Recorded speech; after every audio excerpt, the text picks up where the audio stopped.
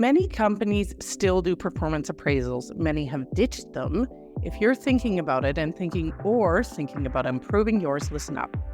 And here we are on the HR Hub podcast with me, Andrea Adams. Keep listening to learn about this topic or anything else related to HR. You can also find me on YouTube. Today, my guest is Sue Ingram. Sue is someone who takes an interest in many things. However, she's particularly interested in what makes a great workplace great and what attracts great people to that workplace.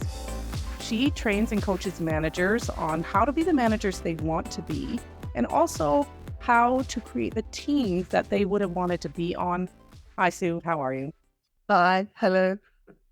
I'm really well. Nice to have you on. So we are going to talk about performance appraisals. I've been doing this channel for quite a long time now and haven't covered it yet. So I'm just going to start right at the hard question, I guess. Performance appraisals have a terrible reputation. Why? Yeah, because it's a process and it doesn't really address the real key issue, which is there an honest conversation taking place between the manager and the employee? A lot of people have a performance appraisal because they feel that they should have a performance appraisal. And it's a neat way of saying, hey, at least once a year, our managers are having a conversation with their staff about where do they want to go in the future, and all, and giving them feedback about how to improve and all that kind of thing. But in actual fact, most people hate it because it takes a lot of time, and they're not really sure of the benefit. In actual fact, some people feel that there isn't a benefit to having a performance appraisal meeting. It's not a positive experience for many. Some managers are very nervous about holding it, not sure what to say or how to say it. And it just it's not a joyous experience. Yes, it's not a joyous experience. I'd go as far as saying it's, one of the least joyous experiences for many people. But many of my clients, because I'm a consultant, many of my clients still do them. They still want them. Why are they so important? Well, you've got to think about, why do you want to have a performance appraisal process within your organization? And there are some benefits.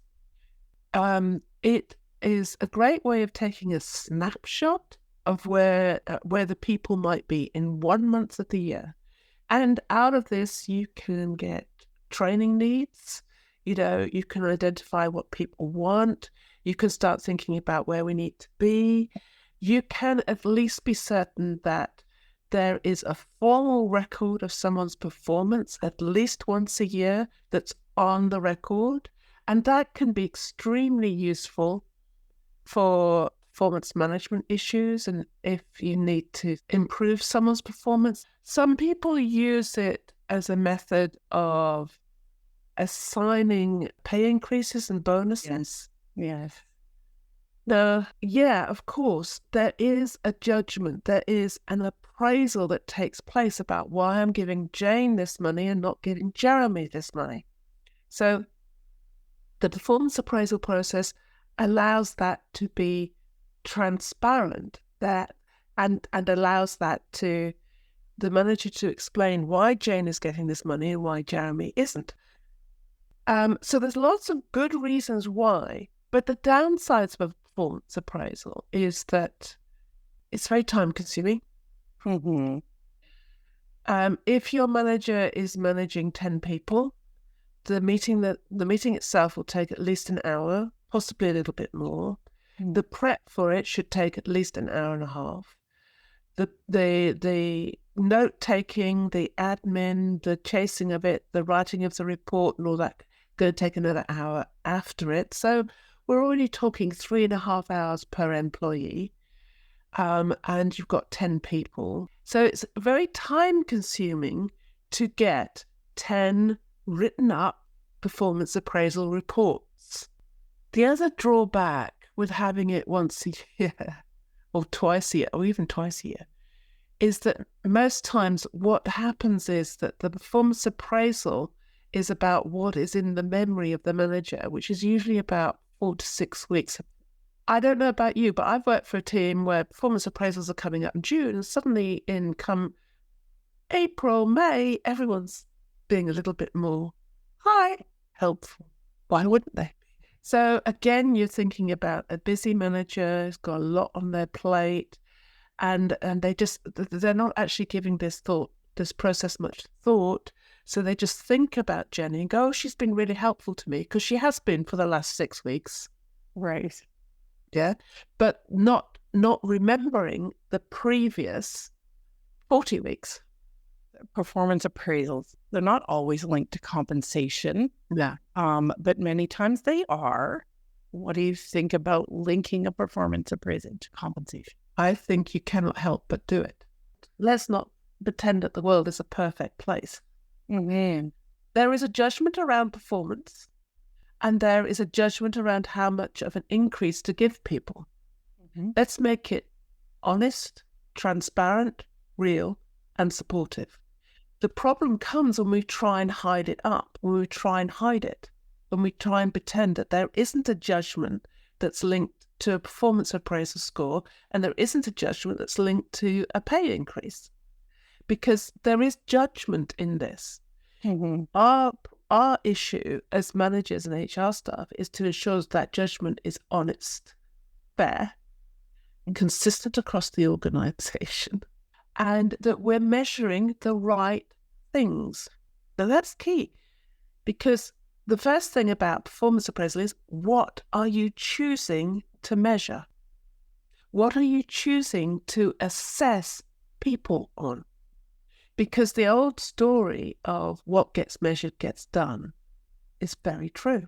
So it becomes very important about what are you choosing to measure. So much in there. So much that could go wrong.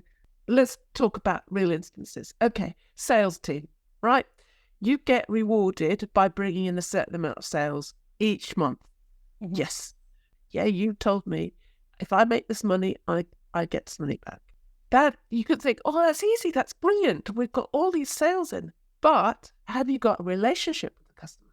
Because they may have been so bullish, or even stretching the truth a bit about, in order to get the sale in that month, they've promised what the customer is never going to receive.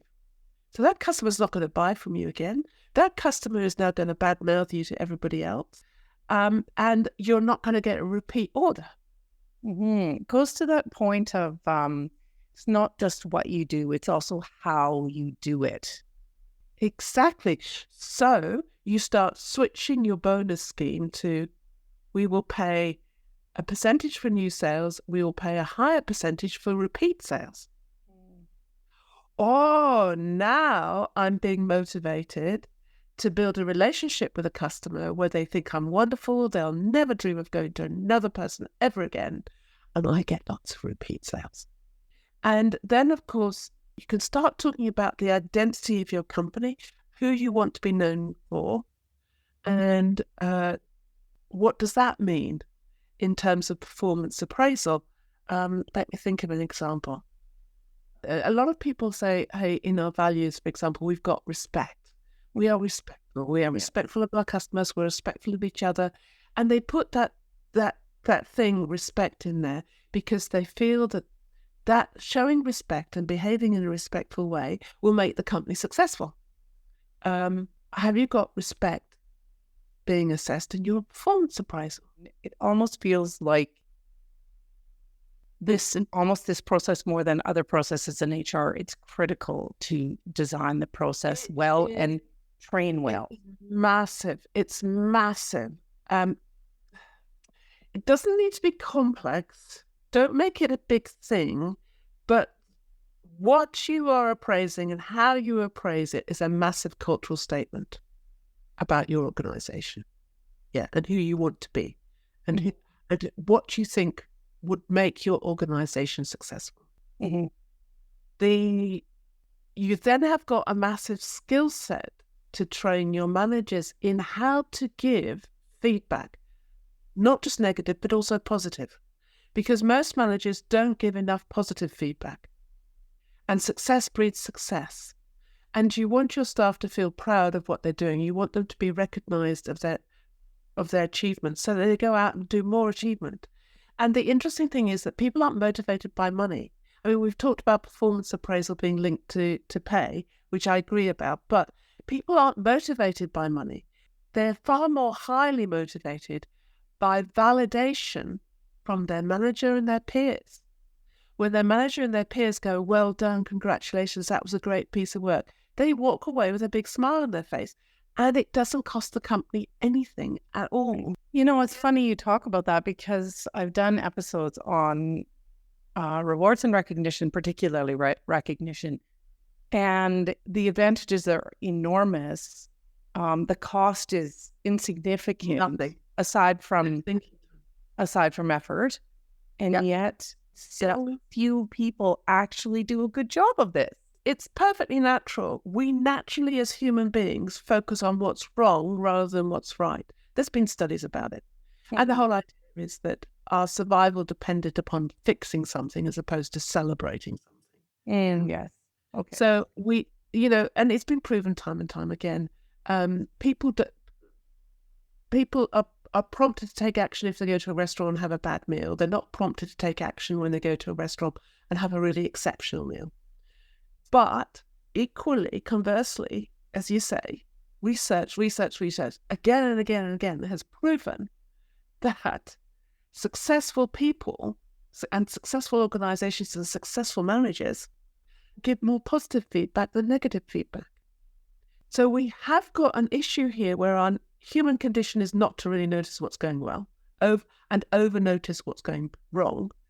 Yet, really successful organizations and successful managers, one of the key things about them is that they really notice what's going right.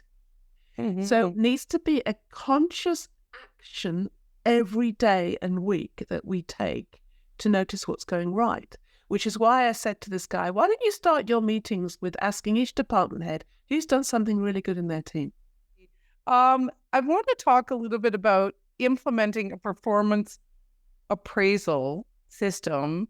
What are the steps you would go through in doing that in an organization? I would first of all ask, what is it that I want to gain out of a performance appraisal system that I can't gain by other sources? What's the information I want to gain from holding a performance appraisal system? Yeah. What am I wanting to gain from it? Now, I want to make sure that my managers speak to their staff at least once a year formally about career objectives. Okay, cool. Okay.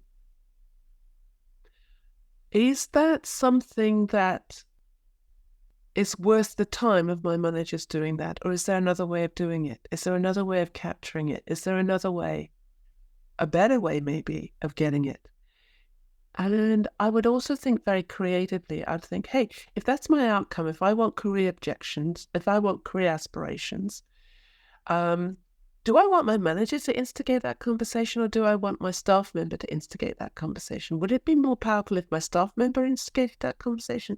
If my staff member, at any point, there was a process that they could go, hey guys, I want to talk my career. Would that work? Would that not work? I would do a massive amount of thinking about what I want out of it, and is a traditional piece of paper form with a grading system and all that kind of thing going to hit my objective, what I want out of it? Okay, so that's step one. Step one is so many other things. Why? Why are you doing it? Yeah. Well, let's just say you do decide how to do. Yeah. Then what? Then I would include managers in the design of the form. The reason that is, I'd do anything I could to break the normal routine of a performance appraisal system is laid on managers and staff from above, from on high, and we don't like it. Oh, don't worry about it. We're just going to fill this form in. I want to break the old narrative that they may have about performance appraisals. So I will probably get some managers and get some staff to talk about the design of it. I would also think about how do I train my managers to have the truthful conversation in the meeting? Yes. The worst thing of all is, because I have managers, I support managers in so-called difficult conversations. I don't believe they're difficult. As you say, that's another conversation.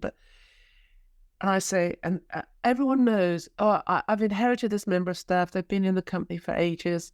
Everyone knows they're difficult. I just talk to other managers. They go, oh, them. And I go, okay, cool. So, I need to take action with them. They're taking up a salary. They're taking up, we're just not getting a return from them. And actually, they're disrupting other people. We need to take action with them. And then I'll say, okay, cool. And they said, but there's a problem. None of the comments have been recorded in any previous performance appraisal with that individual. And so this person can now go, this new manager that's come in is now asking me to actually deliver what I'm being paid to do. It's a vendetta. It's they're bullying me.